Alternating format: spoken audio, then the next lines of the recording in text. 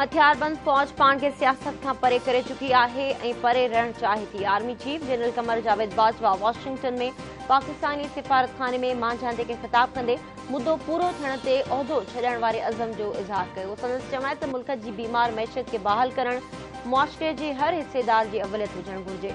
मज़बूत मैशियत खां सवाइ क़ौम पंहिंजा हदफ़ माणे न सघंदी। मज़बूत मैशियत खां सवाइ सिर्फ़ सफ़ारतकारी थी नथी सघे।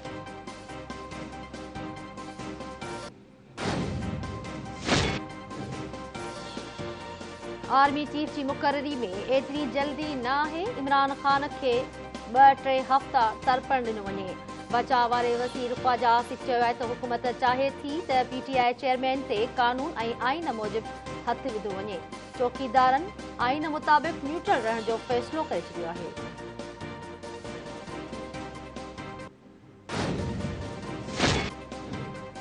वफ़ाक़ी हुकूमत सैफर बाबति अॻूणे वज़ीर आज़म इमरान खान जी ऑडियो लीक जी जाच लाइ 5 रुकनी सब कमेटी जोड़े छॾी।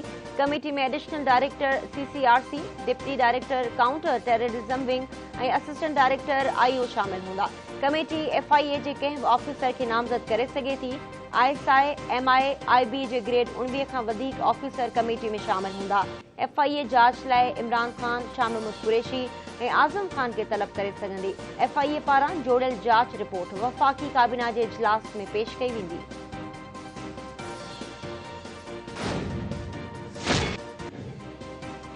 वज़ीर आज़म शहबाज शरीफ जो परॾेही वज़ीर बिलावल भुट्टो ज़रदारी सां टेलीफोनिक राब्तो। वज़ीर आज़म बिलावल भुट्टो ज़रदारी खां अॻूणे सदर आसिफ अली ज़रदारी जी ख़ैरियत मालूम कई।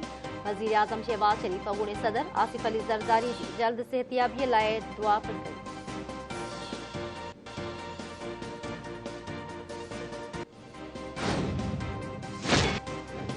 मुस्लिम लीग नून जी नायब सदर मरियम नवाज़ लंडन रवानगी खां अॻु मरियम नवाज़ ॾाॾे ॾाॾी ऐं वालदा जी क़बर ते फातिहा ख़्वानी कई।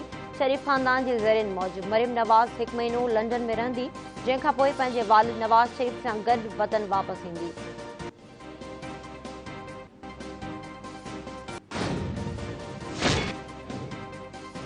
PTI असेंबली मेंबरनि इस्तीफ़ाउनि जी मंज़ूरी बाबति हाई कोर्ट सां रुजू करे वरितो।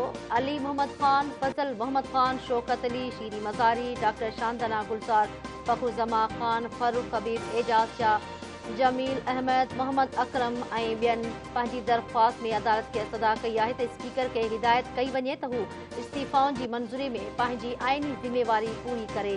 अदालत स्पीकर खे हुकुम ॾिए त हू दरख़्वास्त गुज़ारनि ऐं ॿियनि 112 मेंबरनि खे घुराए। कानून मूजिबि पिटीशन्स खे ॿुधण खां सवाइ स्पीकर इस्तीफ़ाउनि ते इत्मिनान नथो करे सघे।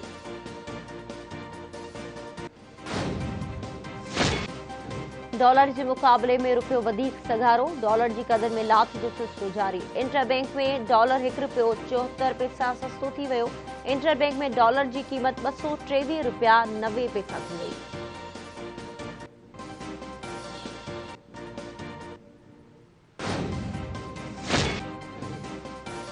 नवाबशाह में खटाण जी फैक्ट्री अंदर 4 पोरियत बॉलर में किरी फोत। हयाती विञाईंदड़ पीउ ऐं संदसि 2 पुट बि अंदर 4 पोरियत बॉलर पुट बि 1 पोरियत कासिम खोखर बॉलर में किरी पियो। खेसि बचाइण जी कोशिश कंदे 2 पोरियत दानिश सलमान बि बॉलर में किरी पिया। पुटनि खे बचाइण जी कोशिश दौरान नासिर बि बॉलर में किरी दम ॾेई छॾियो।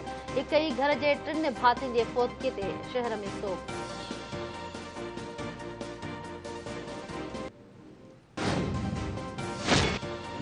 बबलो भरिसां क़ौमी शाहरा ते ट्रक जो मोटरसाइकिल खे टक्कर। साफ़ी नरेश कुमार अजल जो शिकार। फौती नरेश कुमार मक़तूल साफ़ी अजय कुमार केस जो शाहिद हो।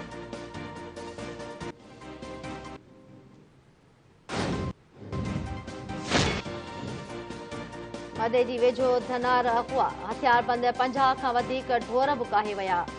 20 मेल थाणे जे हद मां हथियारबंदनि धनार सलमान दल खे मुबैना तौर अगवा करे विया। धनार जे अगवा खां पोइ दल बिरादरी जे माण्हुनि नई पुल बस स्टॉप वटि धरणो हणी टायरनि खे बाहि ॾेई रोड खे ब्लॉक करे छॾियो। एहतिजाज कंदड़नि जो चवणु आहे त हुननि पुलिस खे इतलाउ ॾिनो आहे, पर पुलिस कख भञी बीहणो न कयो आहे।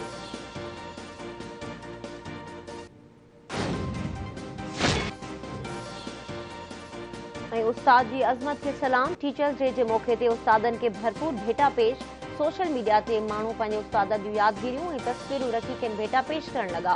सिंध जे वरी वज़ीर सैयद मुराद अली शाह उस्तादनि खे भेटा पेश कंदे चयो त समूरा मसइला तॾहिं हल थी सघनि था जॾहिं उस्ताद तालीम में पंहिंजो भरपूर किरदारु अदा कनि। वरी वज़ीर सिंध जे उस्तादनि खे अपील कई त उहे तालीम जी बहितरी में पंहिंजो किरदारु अदा कनि।